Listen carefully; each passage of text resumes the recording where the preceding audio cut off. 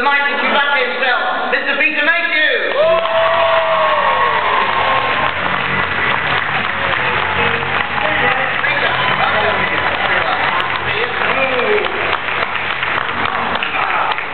Well, it's great to have you here. How has your weekend been, sir? It's been absolutely fabulous, full of fun and fans, wonderful, absolutely great, excellent. No problems. What's been the highlight of your weekend?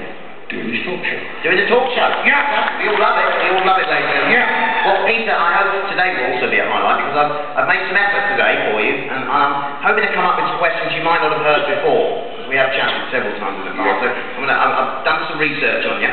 Okay, so I'm going to fire away here with the first question. How tall are you? Warwick. Yes? Can't you find a decent question? Decent question. Sorry, no, let's move on. Yeah, come on. Okay, no, you love this one, Mr. Bell. Do you have a really big bed? My bed suits me down to the ground. Suits you down to the ground? It's about 10 feet long. 10 feet long? Yeah. It's a long bed. It's a long bed, okay. That was a better question. That was wonderful. This is the killer one. Okay. What's your shoe size? 17 4E. 17 4E. Yeah, that's a big shoe. Big shoe. It's a big shoe. It's a boat for me, that is.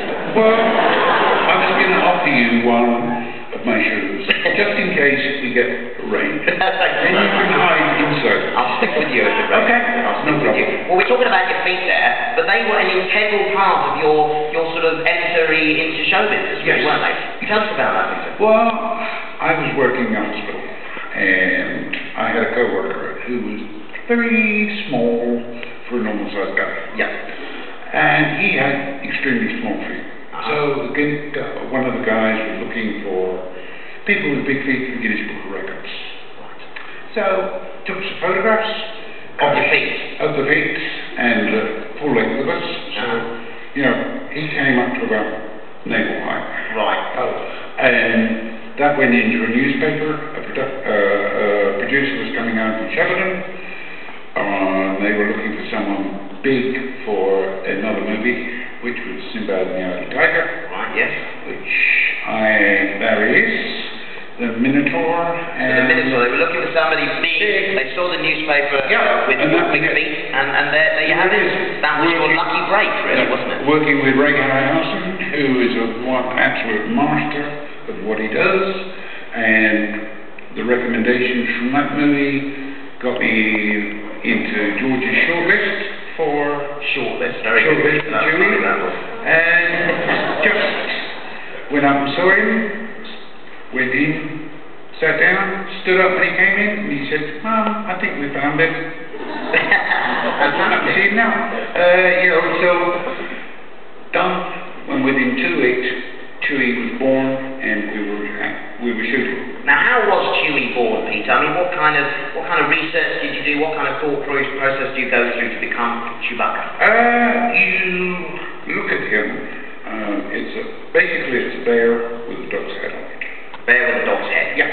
Right. Therefore, you watch what bears do, what chimps do, all the animals, just to get any animal that stands up. Right. You watch, and they all use body language. You combine various creature behaviours into Chewbacca. Yeah, and fortunately George was happy with what I was doing.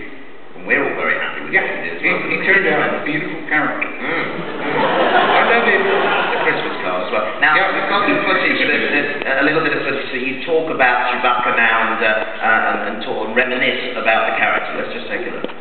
I put that mask on and Chewie transformed me. I transformed. The attitude was different. The walk was different. Chewie turned on. Do the things. Come back. Take the mask off. Peter was back. That old man's mad. You said it, Chewie. Brilliant. I looked young and you did. Well, it was a long time ago.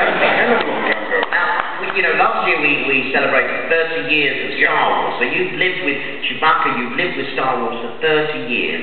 You must have some crazy fan stories. Have you got one?